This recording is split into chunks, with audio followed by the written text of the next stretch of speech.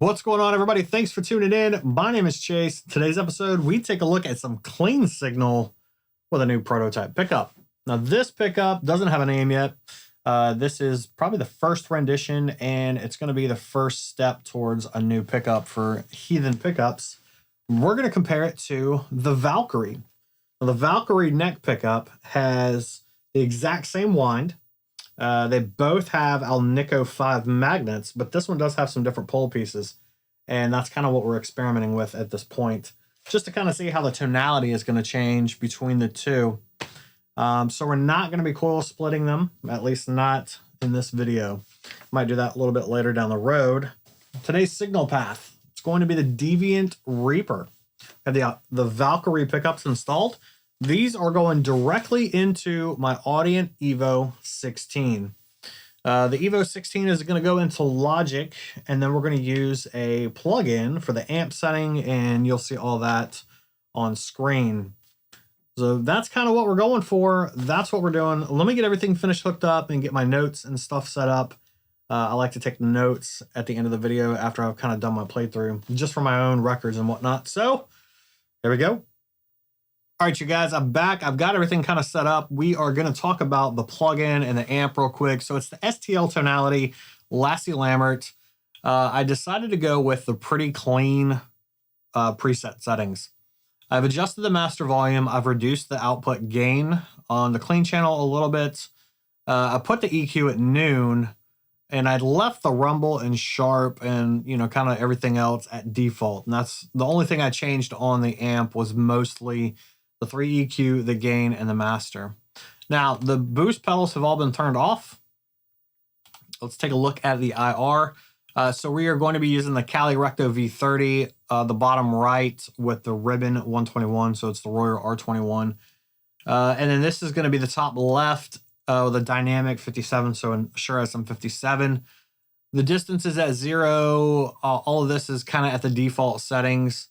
I did adjust this back to 0 and a 50-50 split. So that's going to be the IR blend that we're hearing.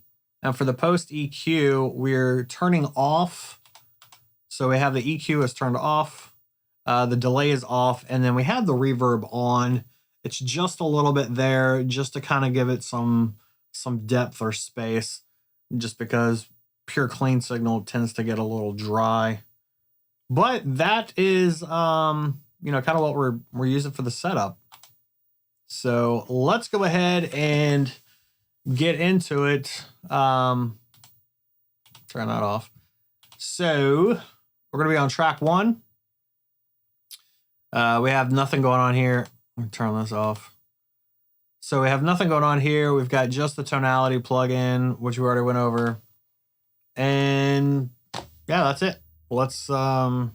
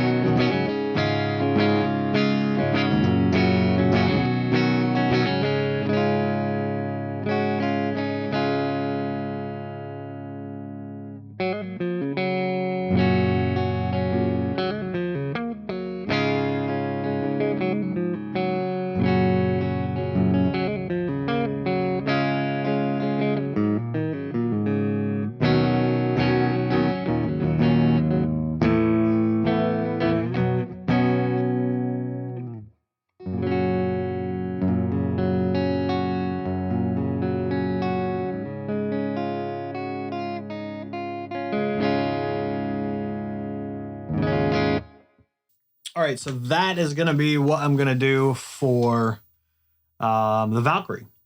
Hopefully it shows the note separations and the dynamics and everything. Again, it's just a clean signal. This isn't 100% scientific. I just want to get some A-B stuff going.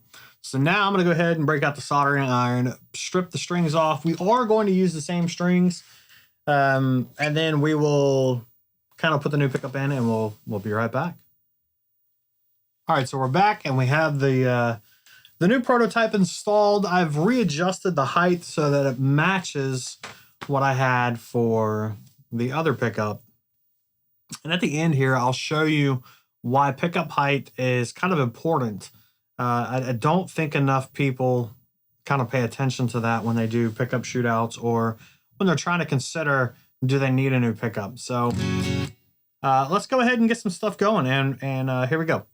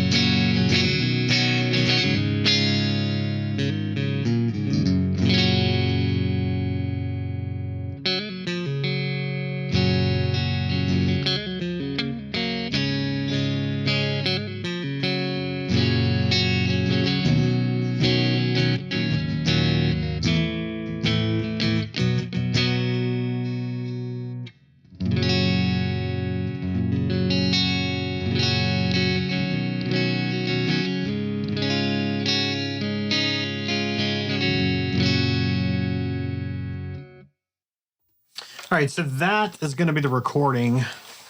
Let's set this off to the side for the moment, and let me unplug the soldering iron here. Let me get this crap out of the way. Use my desk for everything, so soldering iron out of the way. All right, so let's take a look at how things sounded. All right, so as we can see, the wave files are definitely a little bit different here. Not by a whole lot. So, all right, here we go. Let's do this. Let's rename this to the Valk, and this will be Proto. So,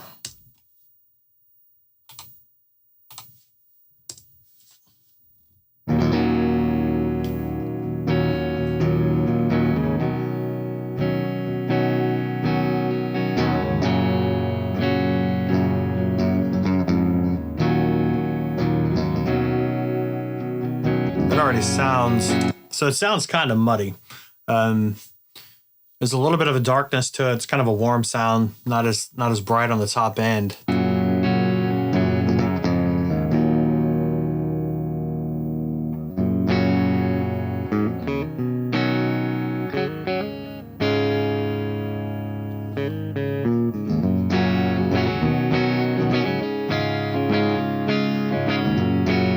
It's a little muddy. All right, let's go ahead and we'll mute that track.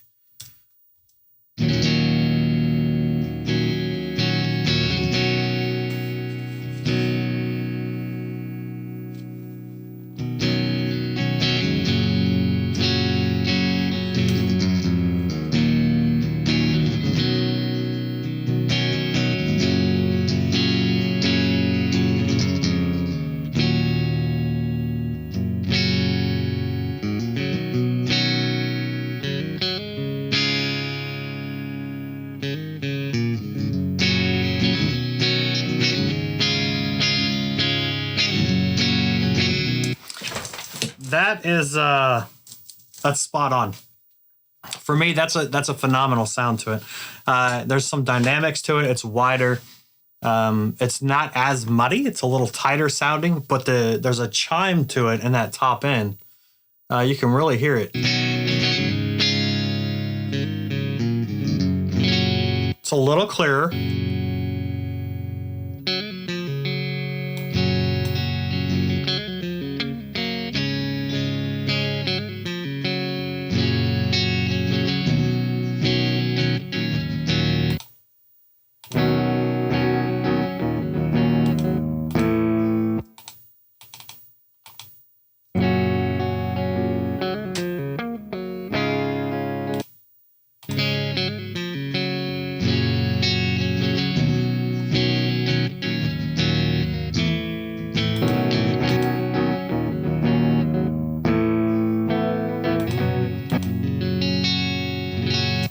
for me, hands down, the new prototype sounds infinitely better than the Valkyrie neck, but it doesn't mean the neck pickup for the Valkyrie is bad. It's a different tonal characteristic overall. So that's kind of what we were looking to get out of it. I think for more of a cleaner or a crisper, almost a vintage kind of sound, you know, a little bit of that. This new prototype is kind of spot on as far as that. Now, I want to talk about the outputs. I do have it wrote down here in my book. So I need to write these down here. So this is the Valkyrie. And we're going to call it Proto. All right, so the things that we need to remember is the winds are the exact same. So with that being said, you have the same amount of, it's the same wire, the same, I think it's poly coated 42 gauge or 43 gauge, I'm sorry. So it's the same wire, it's the same amount of winds, it's the same winding pattern. And the only reason I know that is because Royce uses, it's a CNC winder. So it's 100% the same every time. It's the same. So the Valkyrie came in at 7.83 on the resistance. And the prototype is coming in at 7.88. Now, does that 0.83 versus the 0.88 matter? No. They're both 7.8K. That's what they are. The magnets are both Alnico 5. He uses the same suppliers for all his stuff, so they're charged the same, etc. So this really, to me, shows the drastic difference between pole pieces. Now, what I was talking about as far as pickup height goes, and I will show that really quickly. To me, it's a very important thing. I like to start all of my pickups at 1/8 of an inch from the bottom of the string to the top of the bobbin. Does that make it right or wrong? No, it's what I prefer. Now, I will adjust my pickups depending upon the guitar and the characteristics of that pickup for whatever amp or, you know, kind of sound that I'm looking for. All right, so I'm going to take the screws out of the pickup because these are direct mounted into the body. I do have a piece of foam underneath to kind of help, you know, spring it up a little bit. And I hope this will show. It may not. I don't know. So this is where your pickup height is very important. And I think a lot of people overlook this step. So let's do this. Make sure I have one of these tracks on. All right. So as you can see, well, probably not. Let me do this. All right. You see that? All right. So the pickup is sitting on the strings. All right. So I'm going to push it down to right about where 1/8 of an inch is, which is right about here. All right. Let me go back to this over here so you can watch the meters here. But the pickup height is going to adjust the overall output, and it's also going to adjust the tonal clarity too. Is it too sharp? Is it too muddy? And things like that. So push it all the way down. You can see how much output drops. Right? Now I'm going to raise it up. Just by raising it up, you can see the output increases.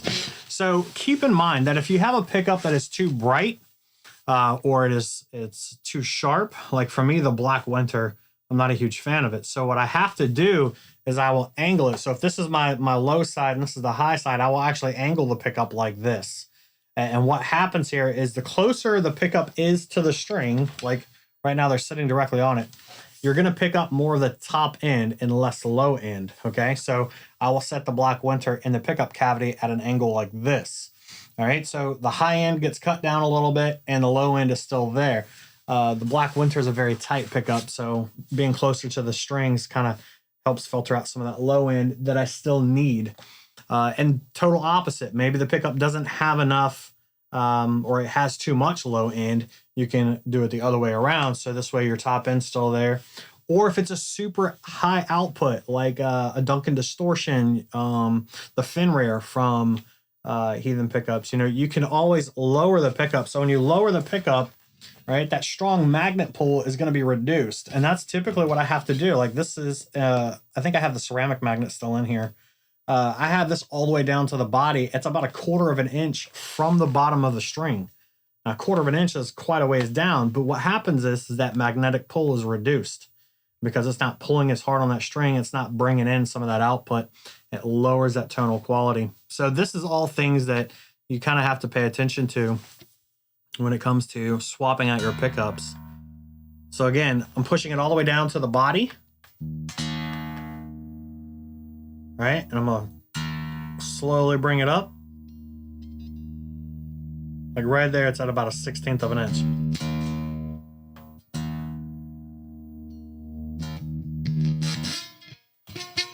And of course, it's touching it there. But anyways, you guys get the point. Tell me in the comments below what you thought between the two comparisons of the two different pickups. Again, it's the exact same wind. It's the exact same everything except for one coil, which on this pickup is the north coil because it's the one closest to the bridge, is slugs versus the double Allen. So here is, of course you can't see that.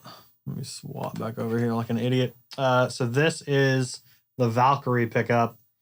So yeah, there you have it. Tell me in the comments below what you guys thought overall, and I'll see you guys in the next one.